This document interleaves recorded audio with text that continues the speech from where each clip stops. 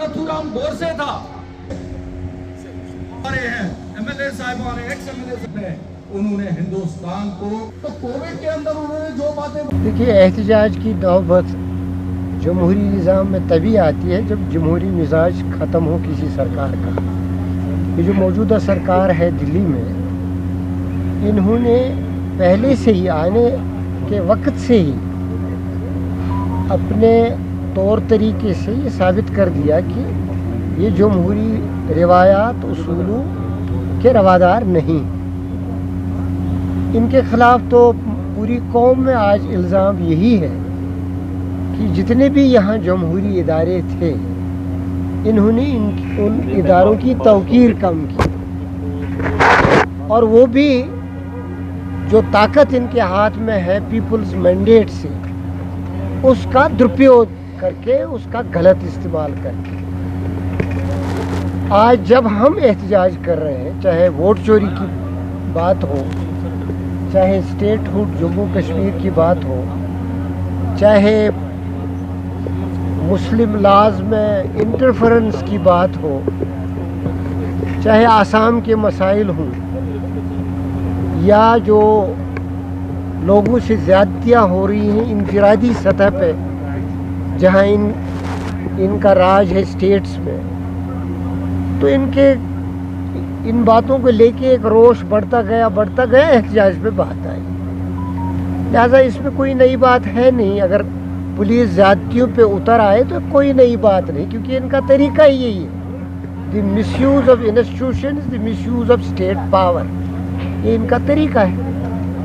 जिस तरीके से आप चुन के आए हैं, आपको ही पता है कि आपको कितनी मेहनत करनी पड़ी, लेकिन जिस तरीके से अब गवर्नमेंट ऑफ इंडिया ने लेफ्टिनेंट गवर्नर को ये इजाज़त दी है कि वो 5 नॉमिनेशन कर सकते हैं असेंबली में, तो आपको नहीं लगता कहीं ना कहीं ये जो इलेक्टेड लोग हैं उनके साथ ही ज़्यादती है? अब जो है वो लोग सिलेक्टेड लोग जो है आप इलेक्टेड लोगों के सरों पर बैठेंगे। देखिए, 2 चीज़ें हैं उसमें। नॉमिनेशंस पहले भी थी, जो स्टेट लेजिस्लेचर हमारा था उसमें नॉमिनेशन थी 2 वीमेन की, क्योंकि उस वक्त तक वीमेन रिजर्वेशन नहीं था। Women were not represented duly in legislature. तब चूंकि वुमेन एम्पावरमेंट एक इशू है, उसको लेके फिर स्टेटहुड जब यहाँ कायम था, अपनी आइडेंटिटी हमारी थी, ऑटोनमी भी थी, तो उसमें भी नॉमिनेशन का उसूल था। लेकिन वहाँ एक राइडर था उसमें कि वो हम नॉमिनेट कर सकते हैं for representing a particular sect if they are not duly coming through proper electoral process. लेकिन उनको वोट का हक नहीं था, ना वो हुकूमत बनाने में शामिल होते थे, ना हुकूमत को गिराने में शामिल होते थे। या जो लॉज बनते थे, जिनमें क्रिटिकल लॉज स्टेट को लेके होते थे, उसमें भी उनकी शमूलियत बहुत कम होती थी।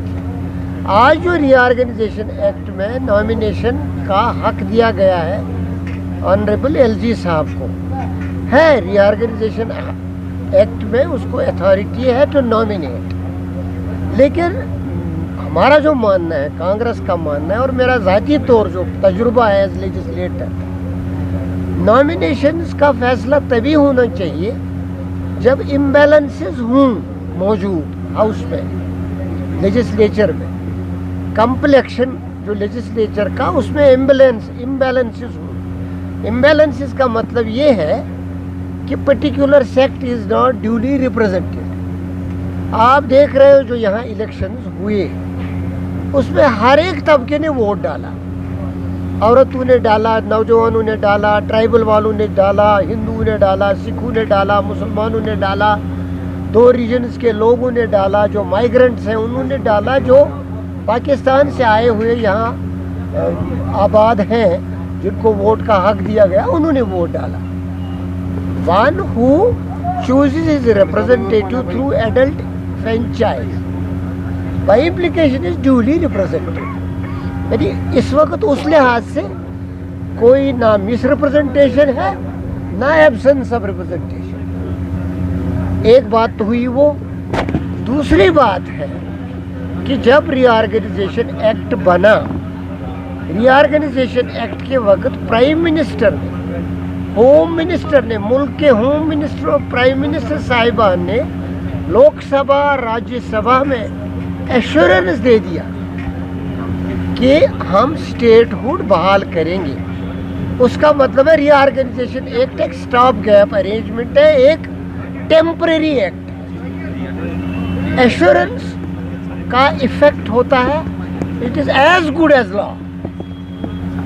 जहाँ जमहूरी निज़ाम कायम है, जहाँ सरकार एश्योरेंस देती है, वहाँ हाउसेज में एश्योरेंस कमेटी भी होती है, वो देखती है एश्योरेंस फुलफिल हुआ कि नहीं हुआ।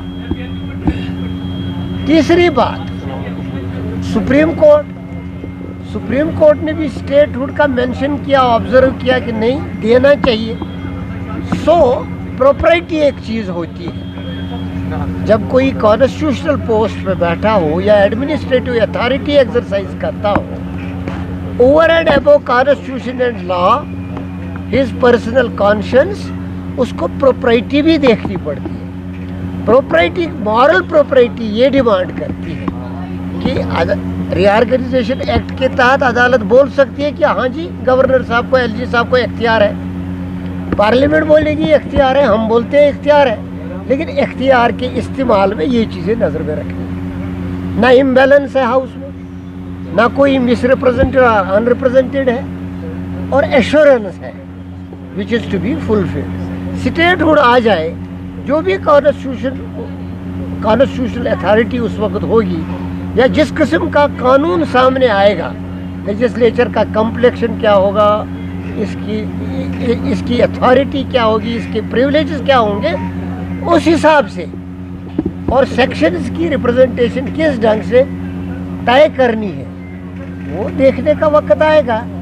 प्रॉपर्टी डिमांड करती है, even if there is court observation और reorganisation act clearly shows that he has the authority to nominate, he should wait. That is what the property demands. अगर आप अपने सपनों का आशियाना बना रहे हैं तो एराकॉट कंस्ट्रक्शंस है आपकी पहली पसंद, क्योंकि यहाँ सिर्फ टाइल्स, सैनिटरी और हार्डवेयर प्रोडक्ट्स की विशाल रेंज नहीं मिलती, बल्कि साथ में मिलते हैं ढेरों फ्री गिफ्ट्स, और वो भी हर शॉपिंग पर। एराकॉट कंस्ट्रक्शंस में ट्रेंडिंग और लेटेस्ट डिज़ाइनों की बड़ी रेंज है। एराकॉट कंस्ट्रक्शंस फिर ला रहा है अपने कस्टमर्स के लिए साल का सबसे बड़ा मौका। शॉपिंग करो और बन जाओ लकी विनर, क्योंकि इस बार इनाम सिर्फ ऑफर नहीं, एक जश्न है। और यही नहीं, इस बार आपको बिल्कुल नई Alto car, scooties, 10 smart mobile phone सहित अन्य शानदार इनाम जीतने का मौका भी मिल रहा है। तो देर किस बात की, आज ही आए एराकॉट कंस्ट्रक्शंस, जहां घर का सपना भी पूरा होता है और शॉपिंग बनती है फायदेमंद।